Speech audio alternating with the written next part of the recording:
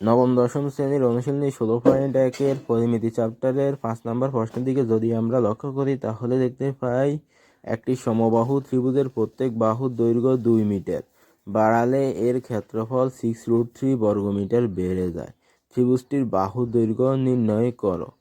তো মনে করি সমবাহু ত্রিভুজের প্রত্যেক বাহুর দৈর্ঘ্য a মিটার, তাহলে ক্ষেত্রফল √3/4a²। প্রত্যেক বাহুর দৈর্ঘ্য 2 মিটার বাড়ালে বাহুর দৈর্ঘ্য a+2 মিটার। প্রত্যেক বাহুর দৈর্ঘ্য a মিটার হলে 2 মিটার বাড়ালে a+2 মিটার, তাহলে ক্ষেত্রফল √3/4a+2²। কারণ ক্ষেত্রফলের সূত্র হলো √3/4a²। এখন যদি বাহুর দৈর্ঘ্য a+2 হয় তাহলে a+2²। তো এখন শর্তের মধ্যে দেওয়া আছে এই ক্ষেত্রফল √3/4a+2² সমবাহু ত্রিভুজের ক্ষেত্রফলের সাথে 6√3 বর্গমিটার বেড়ে যায়, তাহলে প্লাস 6√3, √3/4a² প্লাস 6√3।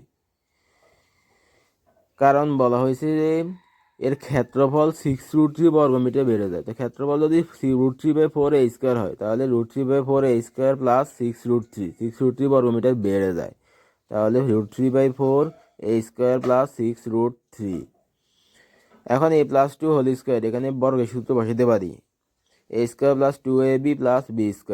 আর এখানে √3/4a²কে অপর পাশে নিয়ে আসলে মাইনাস হয়ে যাবে, প্লাস ছিল অপর পাশে নিয়ে আসার কারণে এটা মাইনাস হয়ে গেছে। আর এখানে আছে 6√3। এখন এখানে √3/4, এখানেও √3/4 আমরা কমন নিতে পারি, তাহলে a² প্লাস 2 ইন্টু 2 মানে 4a into a 4a plus 2² মানে 4। আর এখানে কমন নেওয়ার কারণে √3/4 কমন নেওয়ার কারণে √3/4 বাদ, আর থাকে -a², এই -a² ইকুয়াল টু 6√3। এখন প্লাস a² -a² কাটা যায়, আর থাকে 4a প্লাস 4। আর এখানে √3/4 ছিল, এটা অপর পাশে গেছে 4, এখানে ভাগ আকারে ছিল, অপর পাশে গেছে গুণ আকারে হয়েছে। √3 উপরে ছিল, এটা অপর পাশে নিয়ে আসার কারণে নিচে চলে আসছে। √3 কাটা 6 ইন্টু 4 মানে 24, আর প্লাস 4 অপর পাশে নিয়ে আসলে -4। তো এখন 4a ইকুয়াল টু 20। তো এখন এই 4-এর সাথে এর সাথে 4 আছে, এটা গুণ আকারে আছে, এই অপর পাশে নিয়ে আসার কারণে এটা ভাগ আকারে চলে গেছে 20/4। এখানে 24 - 4 মানে 20, আর 4 গুণ আকারে ছিল, এটা অপর পাশে নিয়ে আসার কারণে ভাগ আকারে হয়ে নিয়ে চলে আসছে 20/4। 20/4 মানে 5, তার মানে সমত্রিভুজটির প্রত্যেক বাহুর দৈর্ঘ্য 5 মিটার।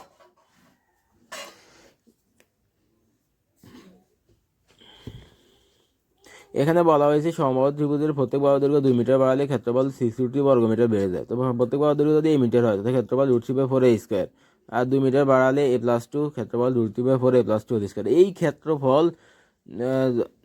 এই ক্ষেত্রফলের শর্ত হলো পূর্বের ক্ষেত্রফলের সাথে 6√3 বর্গমিটার বেড়ে যাবে, তো প্লাস 6√3 এই কারণে হয়েছে। তারপর এখান থেকে আমরা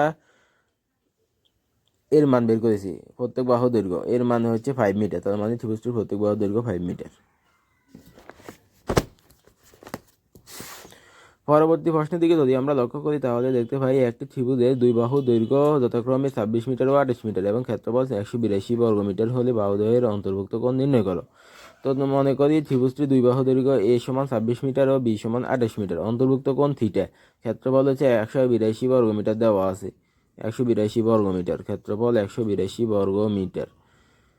তাহলে এখন অন্তর্ভুক্ত কোণের ক্ষেত্রে দুই বাহুর অন্তর্ভুক্ত কোণের ক্ষেত্রে ক্ষেত্রফলের সূত্র হলো ½ ab sin থিটা। এই ক্ষেত্রফলের সূত্র হলো ½ ab sin থিটা, আর ক্ষেত্রফল দেওয়া আছে 182 বর্গমিটার। এখন এর মান বসাই দিব 26, বির মান হচ্ছে 28, আর sin থিটা ইকুয়াল টু 182। এখন এখানে কাটাকাটি যায়, 2 আর 26 কাটাকাটি করলে 13, 13 গুণ 28 মানে 366, sin থিটা ইকুয়াল টু 182। এখন এখানে থেকে 366 গুণ আকারে আছে, অপর পাশে গেলে ভাগ আকারে নিচে চলে যাবে, তাহলে 182/366, এটা কাটাকাটি করলে হবে হাফ, তাহলে sine theta equal to half. Sine কত ডিগ্রি মান? হাফ। আমরা জানি সাইন 30 ডিগ্রি মান হাফ। এখানে সাইন থিটা আছে, এখানেও সাইন নিতে হবে, এই কারণে সাইন কত ডিগ্রি মান? হাফ। আমরা জানি সাইন 30 ডিগ্রি মান হাফ। উভয় পক্ষ থেকে সাইন বাদ, থিটা ইকুয়াল টু 30 ডিগ্রি, তার মানে অন্তর্ভুক্ত কোণ থিটা ইকুয়াল টু 30 ডিগ্রি।